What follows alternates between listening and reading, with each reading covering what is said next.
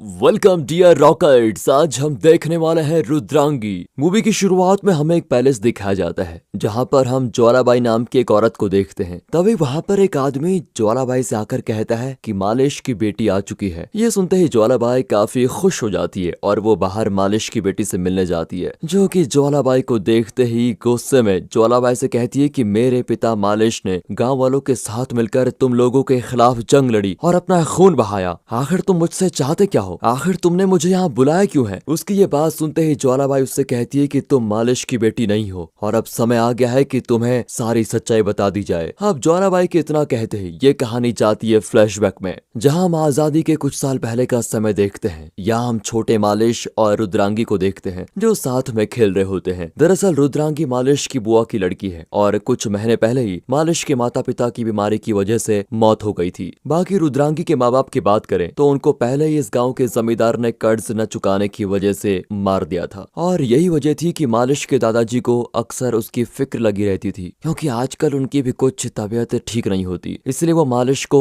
रुद्रांगी के गले में मंगलसूत्र पहनाने के लिए बोल देते हैं ताकि दोनों में पति पत्नी का रिश्ता हो जाए और इस रिश्ते की वजह से मालिश हमेशा रुद्रांगी का ख्याल रखे। इस बात का वादा वो मालिश से ले लेते हैं और ये वादा करने के बाद मालिश रुद्रांगी के गले में मंगलसूत्र पहना देता है। इसके अगले ही दिन गाँव के जमींदार भुजंग राव के आदमी मालिश के दादाजी को बुलाने आते हैं, क्योंकि वो पिछले कुछ दिनों से खेतों में काम करने के लिए नहीं जा रहे होते हैं। दादाजी कहते हैं कि देखिए मेरी तबीयत कुछ ज्यादा ही खराब है और मैं अभी इस हालत में काम नहीं कर पाऊंगा, पर मैं जैसे ही ठीक होता हूँ वैसे ही काम पर आ जाऊंगा। अब उनकी ये बात जब भुजंग राव तक पहुंचती है तो वो बिल्कुल बौखला उठता है, क्योंकि मालिश के दादाजी ने काम पर आने से मना कर दिया होता है। इससे भुजंग राव के ईगो पर आती है चोट और उसके कहने पर मालिश के दादाजी को भुजंग राव के आदमी तेज रफ्तार गाड़ी में बैठाकर रस्सी के सहारे घसीटते हुए उसके सामने लेकर आते हैं। पर इतने से भी उस भुजंग राव का मन नहीं भरता और वो अपने आदमियों से मालिश के दादाजी को पीटने के लिए कह देता है और वो बिल्कुल ऐसा ही करते हैं। इसी बीच वहां पर मालिश और उसके पीछे रुद्रांगी भागते हुए आती है। मालिश भुजंग राव के पैरों पर गिरकर उससे अपने दादाजी को छोड़ देने की विनती करता है, लेकिन भुजंग राव उसकी एक भी नहीं सुनता और उसके आदमी मालिश के दादाजी को मारना जारी रखते हैं। यहाँ भुजंग राव मालिश और रुद्रांगी को दूर धकेल देता है, जिसकी चोट की वजह से रुद्रांगी तो बेहोश हो जाती है, लेकिन मालिश को इस वक्त अपने दादाजी ही दिख रहे होते हैं। वो एक गुलेर के जरिए भुजंग राव और उसके कुछ आदमियों पर वार करता है। फिर वो सभी की आंखों में धूल झोंक कर अपने दादाजी को छुड़ाने की कोशिश करता है, जो देखकर उसके दादाजी उसको भाग जाने के लिए कहते हैं, क्योंकि अब उनका अंत समय नजदीक आ चुका है। उनकी बात मानकर मालिश वहां से भाग खड़ा होता है। यहाँ भुजंग राव का आदमी उससे कहता है कि हमें उस लड़के को ढूंढकर मार देना चाहिए, जिस पर भुजंग राव कहता है कि मैं उस बच्चे को जब चाहूं तब मसल सकता हूँ। यहाँ वो रुद्रांगी को देखकर अपनी बीवी से कहता है कि तुम इस लड़की को बड़ा करो और जैसे ही ये 20 साल की हो जाएगी तब मैं इसके साथ सोऊंगा। साथ ही भुजंग राव ये भी कहता है कि पहले मुझको भीम राव को रास्ते से हटाना होगा, क्योंकि इस वक्त वही है जो मेरा राज इस गांव से छीन सकता है, इसलिए उसका मरना जरूरी है। इसी के साथ हमें भीम राव को दिखाया जाता है जो कहीं बाहर से अपने खास आदमी करण के साथ गांव की तरफ आ रहा होता है। तभी उसका रास्ता रोककर भुजंग राव के लोग उसको पकड़ लेते हैं, लेकिन इससे पहले वो लोग भीम राव को मार पाते, वहां पर अपने गुलेर की मदद से भुजंग राव के कुछ आदमियों को मारकर मालिश भीम राव की मदद करता है, जो चीज भीम राव भी देखता है और इस चीज का फायदा उठाकर वो उन लोगों को अकेले ही छोटे से चाकू की मदद से गाजर मूली की तरह काट डालता है। जिसके बाद वो मालिश को लेकर अपने पैलेस में आता है, जो कि वही पैलेस होता है जो हमें स्टार्टिंग में दिखाया गया था। भीम राव अपनी पत्नी मीराबाई से बताता है कि अगर ये बच्चा ना होता तो शायद मैं आज जिंदा नहीं बचता। ये सुनते ही मीराबाई मालिश को अंदर बुलाकर उसे खाना खिलाती है, लेकिन मालिश का ऊपर बैठना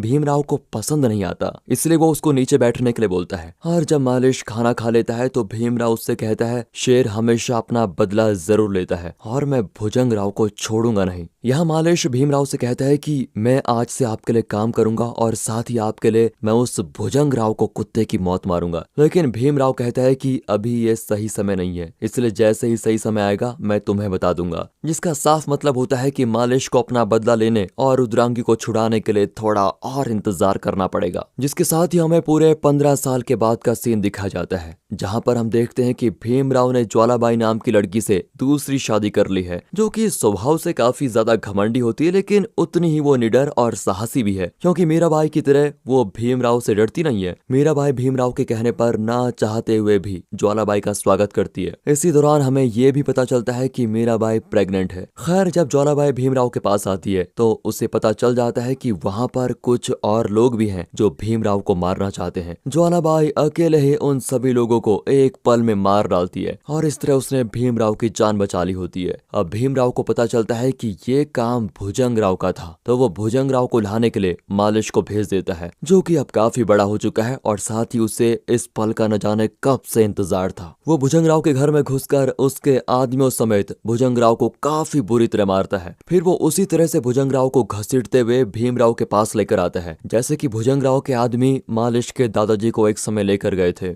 यहाँ भीमराव मालिश से काफी ज्यादा खुश होता है और अपने हाथों से वो भुजंगराव को मौत देने के बाद मालिश से कहता है कि आज तुमने मुझे काफी खुश कर दिया है, इसलिए तुम्हें जो भी चाहिए मुझसे मांग सकते हो। इस पर मालिश भीमराव से कहता है कि मुझे अपने लिए कुछ नहीं चाहिए, मैं तो बस ये चाहता हूँ कि आप नदी का पानी गाँव वालों को इस्तेमाल करने दे, ताकि उन्हें पानी को लेकर जो दिक्कतें होती हैं वो ना रहें। साथ ही मैं चाहता हूँ कि इस गाँव में एक स्कूल खोला जाए, ताकि हमारी अगली पीढ़ी कुछ पढ़ लिख कर समझदार बन सके। अब मालिश की बातें सुनकर भीमराव पानी वाली बात तो मान जाता है, लेकिन वो गांव में स्कूल खोलने वाली बात को टाल देता है। उसके बदले वो गांव को मुफ्त खाना कपड़ा वगैरह दे देता है, जो पाकर लोग काफी खुश होते हैं। यहाँ भीमराव अच्छे से जानता है कि अगर ये गांव वाले पढ़ लिख गए तो ये फिर कभी उसके गुलामी नहीं करेंगे। फिलहाल भुजंगराव तो मारा जा चुका है, तो भीमराव ज्वालाबाई के पास अपनी सुहागरात मनाने के लिए जाता है, मगर तभी उसको वो पल याद आता है जब ज्वालाबाई ने उसकी जान बचाई थी। और यहाँ हमें भीमराव की छोटी सी सोच के बारे में पता चलता है। दरअसल भीमराव का मानना होता है कि बहादुरी सिर्फ मर्दों के लिए बनी है। एक औरत को हमेशा कोमल, कम बोलने वाली और डरपोक होना चाहिए, जो कि एक मर्द के लिए शिकार की तरह है। जिस तरह एक शेर अपने शिकार को डराकर मजे लेता है, उसी तरह भीमराव भी चाहता है कि ज्वालाबाई उसके सामने झुके। इसलिए वो ज्वालाबाई से कहता है कि जब तक तुम वैसी नहीं बन जाती तब तक मैं तुम्हारे साथ नहीं सोऊंगा। ये बात ज्वालाबाई को काफी बुरी लगती है, पर वो कुछ कर भी नहीं सकती थी। इधर भीमराव मीराबाई को लेकर अपने कमरे में चला जाता है। दूसरी तरफ गांव वाले नाच गा रहे होते हैं, जिनके बीच ज्वालाबाई की नजर मालिश पर पड़ती है और वो फैसला करती है कि वो मालिश को किसी भी तरह हासिल करके रहेगी। अगली सुबह जब भीमराव शिकार करने के लिए जंगल में जाता है, तो उस दौरान ज्वालाबाई मालिश से मिलने के लिए जाती है। जहाँ वो मालिश को लड़ने की प्रैक्टिस करता हुआ देख उससे लड़ने के लिए जाती है और बातों ही बातों में उसे अपने बेडरूम में आने का इशारा करती है, मगर मालिश तो उस पर ज्यादा ध्यान देता ही नहीं। लेकिन यहाँ ज्वालाबाई का इंटेंशन बिल्कुल साफ होता है। दूसरी ओर जंगल में शिकार करने के दौरान भीमराव की नजर एक साधारण सी गांव की लड़की पर पड़ती है, जिसको देखते ही वो पागल हो जाता है और उसे अपनी गाड़ी में बैठाकर घर लाने लगता है। लेकिन वो लड़की बीच रास्ते में ही भीमराव को चकमा देकर भाग जाती है, पर भीमराव पर तो उसका फितूर पूरी तरह हावी हो चुका होता है। वो अब सोते जागते सुबह शाम उसी के ख्यालों में खोया होता है। उसे किसी भी तरह वो लड़की चाहिए, इसलिए अगले ही दिन वो दोबारा से जंगल में उसे ढूंढने के लिए जाता है, जो कि इस बार उसको कहीं नहीं मिलती। इसी बीच हम ज्वालाबाई को देखते हैं, जो अपनी दासियों से मालिश को उसके कमरे में भेजने के लिए बोलती है, लेकिन मालिश बिल्कुल आने से मना कर देता है। जो बात जब ज्वालाबाई को पता चलती है तो वो एकदम से बौखला जाती है और एक बंदूक लेकर सीधे मालिश के सीने पर लगा देती है। मालिश उससे कहता है कि देखिए ये गलत है, मालिक को धोखा मैं दे नहीं सकता, मगर ज्वालाबाई उसे बंदूक की नोक पर अपने कमरे में लेके आती है, जहाँ मालिश ज्वालाबाई से कहता है कि मैं किसी और लड़की से प्यार करता हूँ, इसलिए मैं ना तो उसे धोखा दे सकता हूँ और ना ही मालिक को।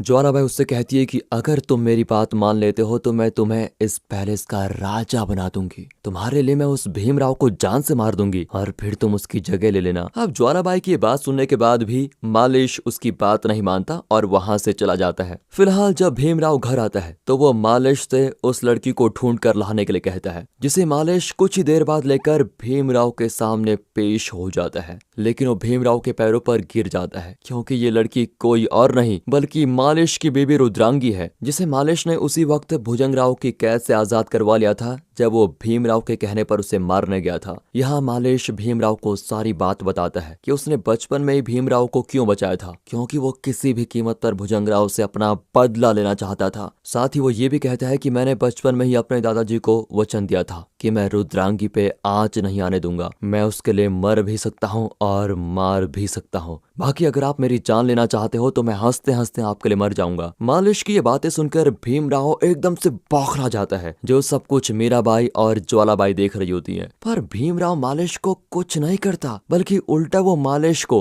1 एकड़ जमीन दे देता है और मीराबाई से कहता है कि तुम मालिश और रुद्रांगी की शादी धूमधाम से करवाओ, क्योंकि इनकी शादी बचपन में ही हो गई थी। अब भीमराव का यह फैसला सुनकर मीराबाई तो बहुत खुश होती है, लेकिन ज्वालाबाई इससे कुछ खास खुश नहीं होती। बाकी भीमराव के दिमाग में कुछ और ही खिचड़ी पक रही होती है, क्योंकि वो इतनी आसानी से रुद्रांगी को तो छोड़ने वाला है नहीं। इसी बीच रुद्रांगी ज्वालाबाई से आशीर्वाद लेने आती है, जिसे मालिश ने भेजा होता है। वो ज्वालाबाई से बताती है कि मालिश हमेशा आपकी तारीफ करता रहता है। वो बोलता है कि आप ऊपर से तो एकदम कठोर हैं, लेकिन अंदर से बहुत ही भावुक और नरम दिल। यहाँ ज्वालाबाई थोड़ा पिघल जाती है, लेकिन अगले ही पल वो रुद्रांगी पे भड़क जाती है। फिलहाल इन सब के बीच सारी रस्में वगैरह पूरी होती हैं और मौका देकर भीमराव मालिश के सामने अपना असली इरादा प्रकट करता है। वो उससे कहता है कि तुम बस एक रात के लिए रुद्रांगी को मेरे पास भेज दो, उसी के लिए तो मैंने तुम्हें जमीन दी है। यहाँ भीमराव की ये बात सुनकर मालिश को बहुत गुस्सा आता है और वो भीमराव से कहता है कि अगर किसने रुद्रांगी पर बुरी नजर डाली तो वो आज जिंदा नहीं बचेगा।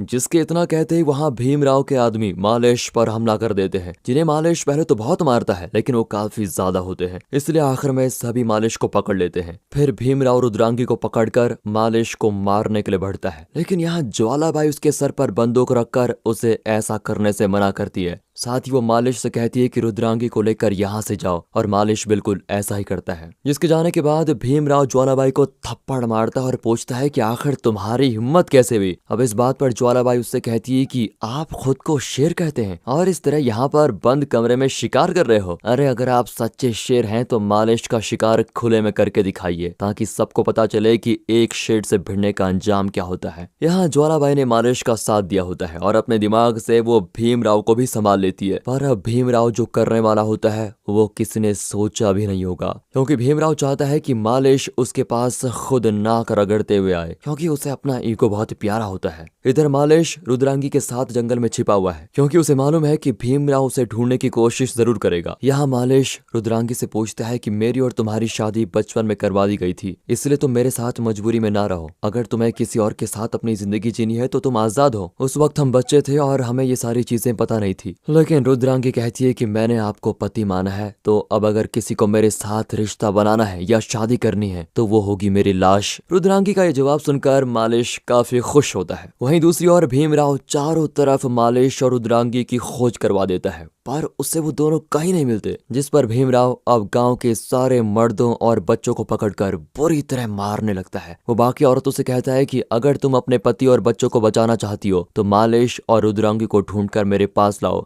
उसकी ये बात सुनकर सभी औरतें मालिश और रुद्रांगी के पास चली जाती हैं, पर वो दोनों को कुछ नहीं कहती, बल्कि बताती है कि कैसे भीमराव ने गांव की औरतों को इस्तेमाल किया है, इसलिए हम नहीं चाहते कि तुम झुको। वो कहती हैं कि भले ही वो भीमराव हम सभी को मार दे, लेकिन इस बार हम उसके सामने नहीं झुकेंगे। ये बात सभी औरतें भीमराव से भी कह देती हैं, जिस पर भीमराव अगले ही दिन करण के साथ अपने आदमियों को भेजकर गाँव की सभी औरतों के कपड़े खुले आम उतरवाने लगता है। जिस चीज का पता जब मालिश और रुद्रांगी को चलता है तो वो भीमराव का सामना करने का फैसला करते हैं। अब जब भीमराव के आदमी ये सब कर रहे होते हैं तभी मालिश वहां आकर उन सभी को काफी बुरी तरह मारता है। साथ ही वो करण से कहता है कि जाकर भीमराव से बोल दो कि ये गांव उसके बाप की जागीर नहीं और ना ही हम उसके गुलाम हैं, उससे जो बन पड़ता है कर ले। ये बात जब करण भीमराव से आकर कहता है तो वो गांव वालों को नदी का पानी भरने से रोक देता है। उसने वहां पर अपने आदमी तैनात किए होते हैं ताकि कोई भी गांव वाला उससे पानी न भर पाए। हालांकि इससे गांव वाले टूटते नहीं, भले ही उनके बच्चे और बाकी लोग प्यास से मर रहे होते हैं। इस तरह कुछ और दिन बीतते हैं और हालत बद से बदतर हो जाते हैं। जो सब कुछ रुद्रांगी से देखा नहीं जाता और वो फैसला करती है कि मैं भीमराव से मिलने जाऊंगी, क्योंकि गांव वाले और मासूम बच्चों की जान बचाने के लिए वो कुछ भी कर सकती है। यहाँ ना चाहते हुए भी मालिश रुद्रांगी का ही पक्ष लेता है, क्योंकि वो समझ चुका है कि भीमराव से जीतना इतना आसान नहीं। दूसरी तरफ जब भीमराव ये सुनता है कि रुद्रांगी उसके पास आने के लिए मान गई तो वो गांव वालों के सामने